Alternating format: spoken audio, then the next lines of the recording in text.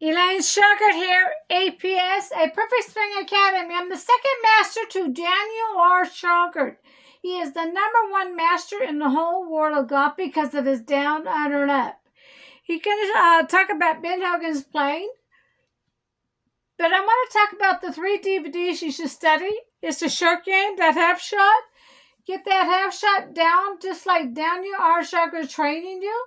You never have to pay for lessons again because you're hitting straight down the fairway. No more right and left shots and no more back pain. The next one is the pole and rope drill. The pole drill teaches you how to turn the body to the right. Dan will go into more detail on that. The rope drill teaches the heels up and down, knees back and forth, elbows back and forth. We do not do wide stance. Stand like you're standing in line at a grocery store line. But the longer clubs, you can go out each time a little bit more. We do one leg straight, one leg bent, back and forth. We do hit the golf ball off the right side to hip. We do a complete circle. I already told you 3 or 4 things that we do different. Now, this is not for students that don't want to change their golf swing, because you're going to be learning something completely different here. Nothing you've learned on your lifetime. See, our company started back in 2000. We do have over 500,000 students. See, once you learn that half shot, you're on your way. You don't need our help. You're hitting straight down the fairway. You're ready to play golf. So we have to keep looking for new students. Once you learn these 3 DVDs, you're on your way. Unless you want to learn more things from Dan, putting, buckle shots, the driver. We have other things too, but to get you on the golf course and hitting straight down the fairway, study these 3 DVDs. The next one is the Little Club DVD. It trains his right arm movement to the right wrist movement. These are Daniel Shauger's words, not Mike Alston's. I interviewed Mike Alston. We talk about several golf pros. We did talk about Ben Hogan, and Mike Alston helped Ben Hogan after his accident so he can get back on the golf course with Mike Alston's swing. That's what he told me in my interview. And then we talked about other golf pros. There's one person I like to talk to one day. But he says, Dan's a smart man. He'll get it on the right arm movement to the right wrist movement. See, Daniel can train anybody on the golf swing. But he wanted it for his second book, The Words. And that's why he wanted Mike Alston to give it to him so he can release his book sooner. But now he has to go out to the golf course and study it. It took several months for him to understand how to make it work for students can understand. He came back to me, says to me, Elaine, that he knows how to put it into words now. So in the second book, those are Daniel Shauger's words, the right arm movement to the right wrist movement.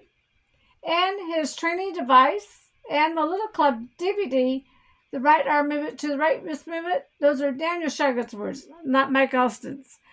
Here's Daniel. We're going to be talking about the plane. Daniel, your master. Just the plane of the club head, although that's the principal one that we're going to be concerned with. Obviously, if the club head is on the plane, which goes through my swing circle center, my hands are definitely below it. And my hands will never get on that plane in my golf swing. As you can see, my club head is still above my hands.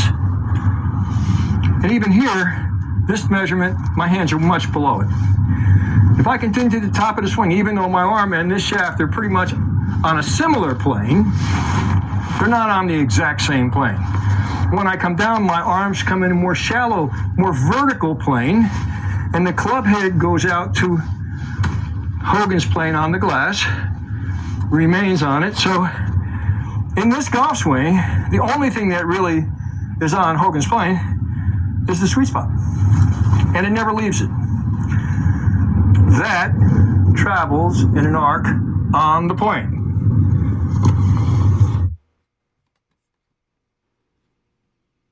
Use the overlap grip. Jack Nicklaus didn't use it, and Tiger Woods uses this as well, but they're not my students. And if they came to me and they had able to get that club back square automatically, I wouldn't change them either. But my suggestion to you would be Grab the club like that. There's your grip. Now, we talked about shaft angle. We're going to learn how we use that to set ourselves heels. I am about 8 to 10 inches apart on my wedges, and as the swing gets longer and I get longer clubs, I never get wider than 12 to 14 inches maximum. If you get wider than that, you're going to have a hard time shifting your weight. It is very simple. It won't change much with the driver, which I don't have right now, would be out there. All you would have to do that is step, twirl as I throw, twirl as I throw. They're alongside my body, but after they go through, they feel like they go up away from me, and the club head, I keep on turning, my circle faces here, and that's what brings the club. So again, not to belabor a point, the club sweet spot stays on that plane, while the body rotates out from under it. Now, if you saw Hogan's plane here, and you see me turn, it's pretty obvious that my body's just gone out from under Hogan's plane. And as I come back down through the ball, I'm coming down at an angle as if the glass is here. I'm coming down, that's an in to out movement away from me. When my body turns, my movement is right down the flight line.